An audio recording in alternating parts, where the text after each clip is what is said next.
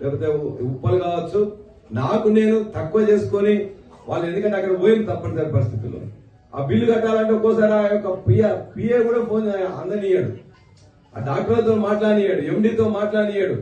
మెల్లకైతే నేను బతిలాడుకొని నేను ఇట్లా ఎమ్మెల్యేనా అని చెప్పి మెల్లగా చెప్పి ఒక్కసారి వీలైతే సార్కి నెంబర్ ఇవ్వమని చెప్పి చెప్తే 1-2 సార్లు రిక్వెస్ట్ చేస్తే వాళ్ళందరూ కూడా కన్సిడర్ చేస్తుండ్రు.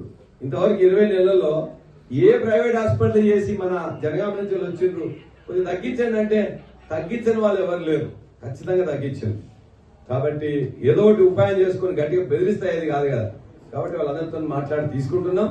అందుకే మన జనగామలో ఎవరికి ఏ ఇబ్బంది అయినా ఆరోగ్యపరంగా నేను చూసుకుంటానని మరొకసారి మీకు మాటిస్తూ ఇవాళ లబ్ధిదారులందరూ కూడా వెంటనే తీసుకొని మళ్ళీ ఏమన్నా ఇబ్బందులు ఉంటే కూడా ఈ ఆఫీస్ కి తెలియజేయాలని చెప్పేసి కోరుతున్నా.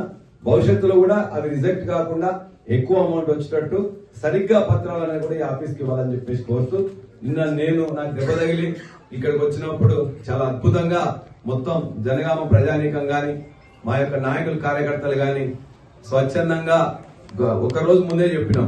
యాక్చువల్ గా తెల్లవారు ఉండాల్సిన ప్రోగ్రామ్, ఎందుకంటే ఆ మంత్రి గారు వస్తున్నారు కాబట్టి సాయంత్రం అని చెప్పేసి చెప్తే ఆ రోజు వర్షం పడ్డ 4-5 మధ్యాహ్నం 12-1 తర్వాత చెప్తే ఆ తెల్లవారి 8 గంటల వరకే మొత్తం యావత్తు నాయకులు కార్యకర్తలు అదేవిధంగా ప్రజానీకం కూడా మొత్తం కూడా స్వాగతం తెలియజేసిండ్రు.